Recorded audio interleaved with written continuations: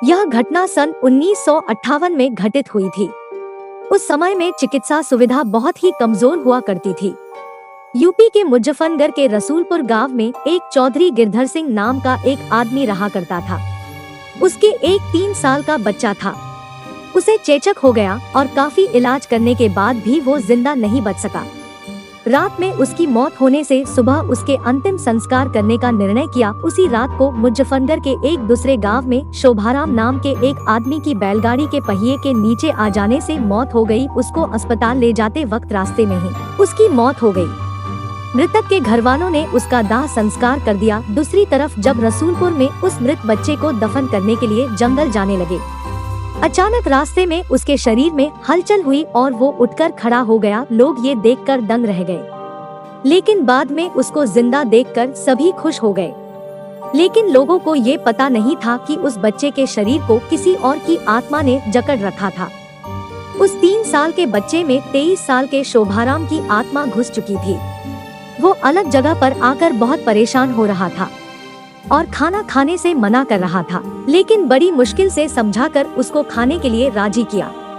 एक दिन वो बच्चा अपनी माँ के साथ उसके ननिहाल जा रहा था कि अचानक रास्ते में वो जगह आई जहाँ शोभाराम की मौत हुई थी। उस बच्चे ने इशारा करके बताया कि ये रास्ता उसके गांव की ओर जाता है। उसकी माँ उसकी बातों को अनसुना कर उसके ननिहाल चली गई। उसके ननिहाल में आत्माराम के गांव का एक आदमी जगन्नाथ किसी काम से आया। आत्माराम की आत्मा ने उसको पहचान कर उसे आवाज लगाई। जगन्नाथ को बच्चे के मुंह से अपना नाम सुनकर अचंभा हुआ।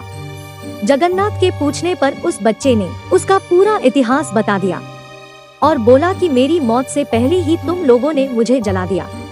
और इस बच्चे के खाली शरीर को देखकर इसमें रहने लग गया। जब जगन्नाथ ने ये बात अपने गांव में बताई तो उसके पूरे परिवार के आत्माराम से मिलने चल दिए। उस बच्चे ने सबको पहचान लिया और वो उनके साथ उसके गांव चल दिया और उसने वापस रसूलपुर आने से मना कर दिया, लेकिन लोगों के समझाने पर मान गया। इस तरह वो 2 परिवारों को साथ लेकर चलता रहा। इस कहानी से हमें ये पता चलता कि यदि कम उम्र में किसी की मौत हो जाती है तो वो अपनी अधूरी इच्छाओं को पूरा करने के लिए किसी के शरीर को इसका जरिया बना सकती है। दोस्तों, मैं आपको बताना चाहता हूँ कि ये तो केवल कहानी है, लेकिन हकीकत में ऐसे कुछ मामले होते हैं जिनको कोई पहचान नहीं पाता है। इस कहानी में आपको थोड़ी सी भी सच्चाई लगे तो कमेंट के जरिए अपना विचार लिखना ना भूलें।